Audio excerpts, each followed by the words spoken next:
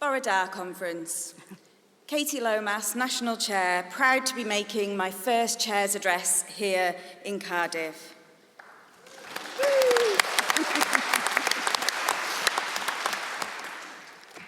I stand here today during astonishing times for our union and for politics in general.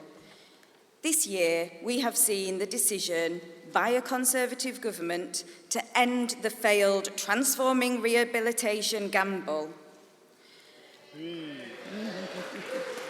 Although the government's solution isn't quite what we want, and our General Secretary will give you more information on the campaign tomorrow, we must reflect that our continuing efforts, however tired and despondent we felt, have made this happen.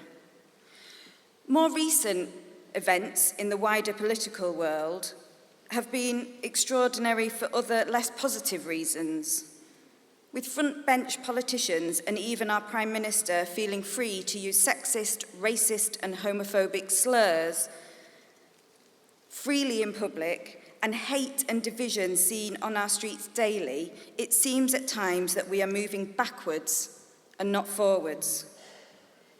One of the insults preferred by our Prime Minister is to call somebody a girly swat. And I've spent some time reflecting on the reasons why he should think this is an insult. Of course, in a society where women are not expected to work hard, not expected to have their own thoughts and opinions respected, where women are expected to work in supporting and not leading roles, where their looks are valued more than their abilities, it all starts to make more sense. Add to this the idea that intelligence and thoughtfulness are qualities that make one weak, and of course, the insult makes sense. But I proudly admit to being a girly swat, if that means that I am a person who works hard, who thinks carefully about what I'm doing, who applies myself to every challenge and tries to learn from every experience. If being a girly swat means that I am not afraid to share my views and thoughts, that I am always ready to seek to base my opinions on fact rather than assumption, I am happy to be a girly swat. And indeed, I've bought myself a necklace to show everyone how proud I am of being a girly swat. In recent weeks, many have been paying tribute to a group of women who, independently, showed that if you are unafraid and work hard, you can achieve great things. Gina Miller, Joanna Cherry and Lady Hale demonstrated the power of a girly swat, learning and using the law to control the worst excesses of a government intent on subverting democracy. I think we should all reclaim the title of a girly swat. Women and men both. There is no shame or insult in a female epithet. So I invite you all to declare your commitment, dedication, application to your profession and your union, and call yourselves a girly swat.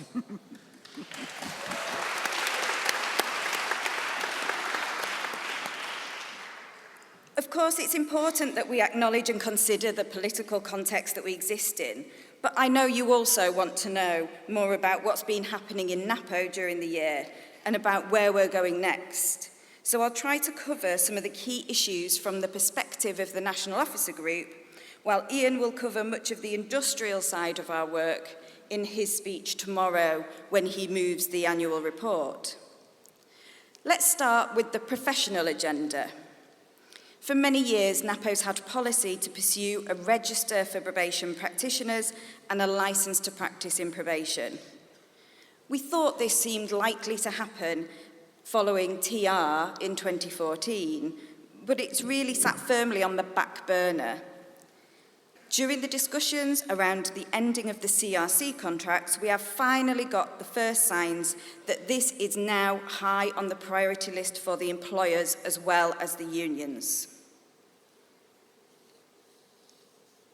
Although it's a key policy for us, it is absolutely vital that it's done properly and that members get the benefits of professional recognition, such as time and space to reflect and learn, including reasonable workloads, opportunities for continuing professional development, and freedom to use their professional judgment without fear. We will resist any attempts to make the licence to practice and register a punitive and managerial process, because we already are professionals. We just aren't always respected as such. And let's be clear, the professional agenda spans the whole probation system, and any register or licence to practice must apply to all providers of probation services, no one left out.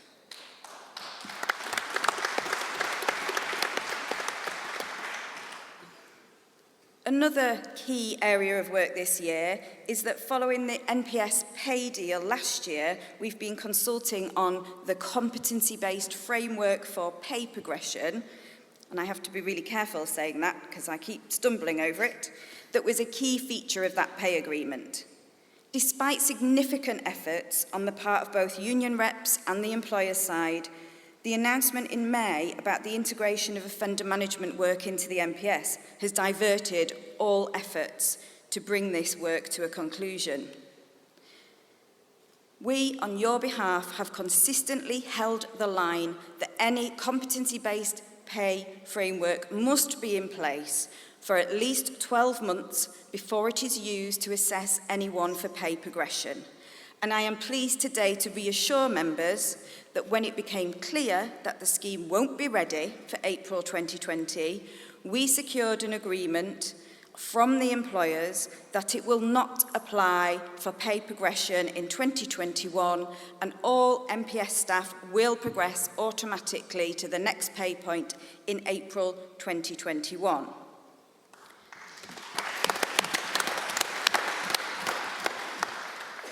The aim is that the scheme will then be ready to launch in April 2021 and will not apply for pay progression until 2022.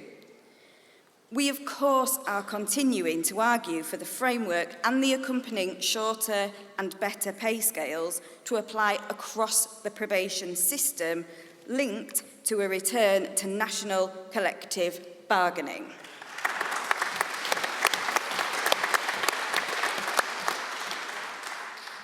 I cannot say that this concept has many supporters on the employer's side. But, as always, we live in hope that someone will listen to us and do the right thing first time, instead of creating chaos and having to make a huge U-turn to revert to our original suggestion later on. On a similar theme of predictions, the 1st of October saw the launch in the NPS of the case management part of the Offender Management in Custody project. Conference, let's hope we're proven wrong and this innovation doesn't cause the chaos we're currently predicting.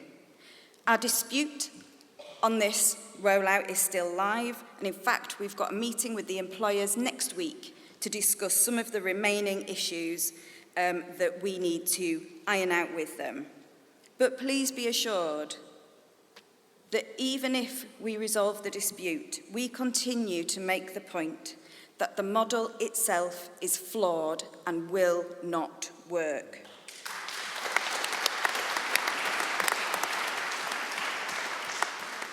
We also continue to remind our employers that staffing is so critical in some areas that it would be dangerous to move as fast as they are going. Alongside the announcement of the integration of offender management work into the NPS came a new structure for the future of probation, moving it to 11 regions in England alongside Wales, with a director who will oversee delivery by all providers of probation services. The alignment into these regions is one of the few parts of the future system that makes sense, because it brings the NPS into the same shape and size as the new contract package areas. I almost called them CRCs. They will not be CRCs. But this throws up some challenges to us as a union. When we faced TR, we changed our structure to reflect the CRC bargaining units that we were faced with. And now we need to consider if any changes are needed to meet our future needs. The NPS part of the reorganisation will take place throughout 2020 in a phased way, and it seems sensible to use this opportunity to consult Napo members about our future structures. So I am today announcing the start of a conversation with members that will be carried out via our NEC throughout the first half of 2020, with the aim of submitting any motions necessary to the 2020 AGM for members to decide on our future structures. Make sure you know who your NEC reps are and that you're talking to them, because it's really important that we all have our say in the way that our union is structured for the future. Napo has survived every quake and shock over recent years, from the destruction of probation to the cancellation of Chekhov. We now face the challenge of more upheaval at a time when our members are, in some cases, literally floored by dangerously high workloads and constant change. In Kafkas, members face dangerous workloads and pressure caused by political decisions about the justice system that don't include the resources to deal with the additional work that they create. In Northern Ireland, members are faced with high workloads and the ever-present challenge of being asked to work with politically motivated offenders, as well as a significant battle to secure a decent pay award. Throughout all of this, we have kept going. Despite the predictions of our demise, we are still here. When considering why, the only answer I could reach was one single word: solidarity. At times, we might each have felt too tired or too despondent to carry on the fight. We may each have faced setbacks that threatened our activism, but in the same way that our clients looked to us, we looked to our sisters and brothers in Napo.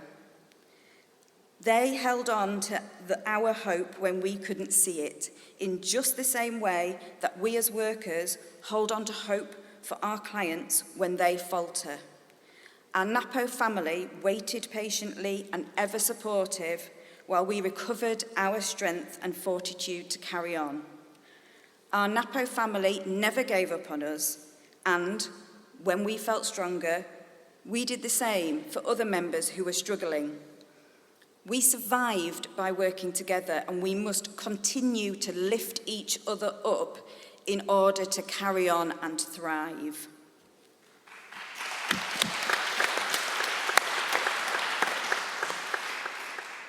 To anyone who thinks they don't contribute to the Napo family, I say you do.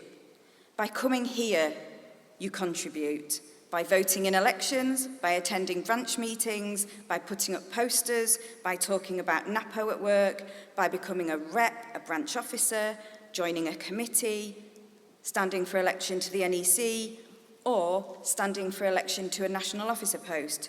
We all contribute, and all of our contributions are vital. To help members get involved in any and all activism in the union, we've put together and begun delivering a programme of training. This is specifically designed for Napo members who want to get involved at any level and has been really well received so far. Some branches are yet to start their training, and the programme will continue until every branch has been covered. Recruitment of new members is still desperately needed, and I've got a secret to share about it. There is no hard sell needed.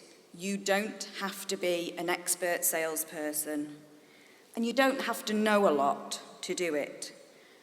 Recruitment works best through conversations in the workplace, speaking positively about Napo. Being proud of what the union gives you is the best way to bring people in. We must show our doubters that we can and will survive, and the only way we can do this is by recruiting new members. Of course, we've thought of lots of ways to help you, from the Activator Network, new resources for recruitment events, many other ideas. Please talk to your link officer and official if you want to do something exciting and recruit more members. There are many ways to raise the profile of the union. Two recent examples were the Knife Crime Summit that Kent Surrey Sussex branch worked on, and last year's professional conference in East Midlands. They're just two of many, many examples of member-led campaigns and organising opportunities which make a real difference. And I know there are many more, including the efforts that Napo Cymru have made to raise the profile of probation and Napo in the Welsh Government. Along with participation in major events like TUC conferences and fringe meetings at party conferences, getting our message out there and using the influence we have to raise the issues and our profile are really excellent organising tools. At this point, I want to pay tribute to our hard-working NEC reps. They give up their own time to attend meetings, and in the last few years, they've been asked to make significant decisions about our future on your behalf. This has included the decision to invest in the new Napo ICT package and selecting legal service providers who will also deliver our member help desk. I'm delighted that APT, who are our ICT providers, are here this weekend, and I'm sure they'll be happy to talk to you about the new system if you visit their stall. I'm also delighted that Paul, Laura and David from Morris Solicitors are here with us. Theirs is the stall with the pick and mix stand, so don't all rush at once. Paul is going to be presenting a fringe meeting this evening, speaking about the services that Morris are going to offer Napo members. And he will be giving an employment law update that he assures me is full of jokes. Our new ICT system and help desk will launch in the next couple of months, once we are absolutely sure that everything is ready for you. There will be no Endelius-style hiccups for us. I'm genuinely excited about having new ways for members to directly interact with each other in the union via the member website and app, and also to bring an additional level of support for members and for reps via the help desk. None of this would have happened if not for the efforts of Napo staff to facilitate the processes and the NEC to scrutinise proposals and make big decisions on our behalf.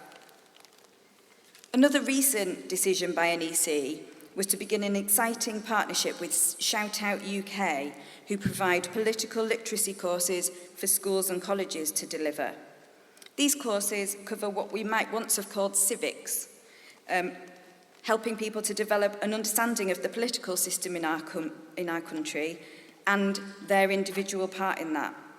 And the course also covers trade unionism, in a genuine attempt to rectify the knowledge gap that many young people experience today.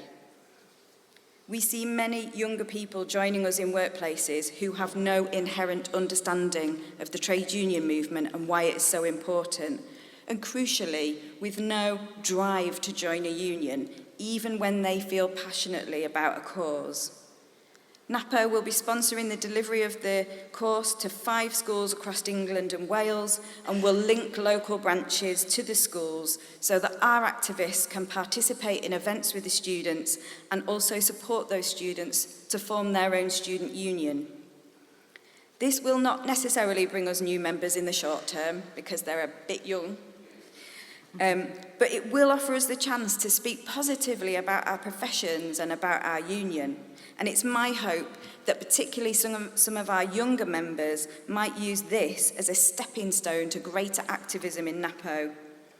Matteo and Rowley from Shout Out UK are here with us today, so please go and visit their stall and chat with them to find out more.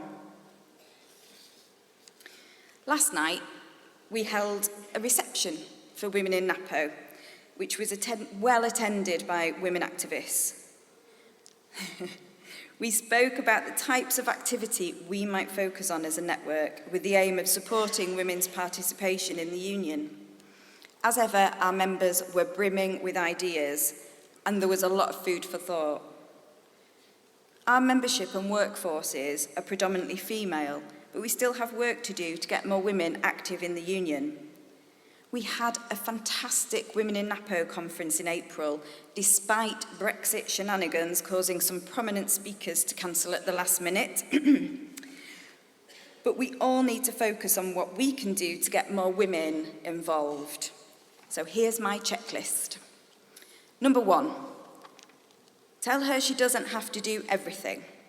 Promote activism as being anything from talking about Napo to distributing magazines to looking after a notice board to being a rep of any type, and so on and so on and so on.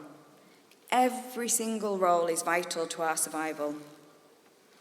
Number 2, ask her to stand and encourage her and reassure her that she can do it, even if she suffers from imposter syndrome.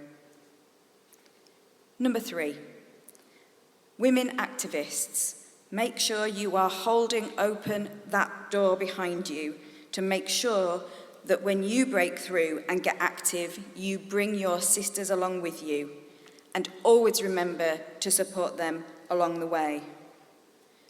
Number 4, be unashamed to be a Napo activist. Talk proudly about the union and your role in it. Don't be afraid to be a girly swat. Revel in the solidarity and let others know that they can share that feeling too. Conference, I finish with this. 2019 will be a year to remember for Napo. The announcement that the CRC contracts were ending early was true vindication of our long-held position that the split in probation was unsafe and unsound. But we have not achieved everything we need to yet. The split has merely been moved to a place more easily explained to some less informed commentators. We all know that this new plan won't work either. We know that the division, the duplication, the excessive workloads, the nonsense targets, the useless bureaucracy will continue, and they will exist purely to manage the split.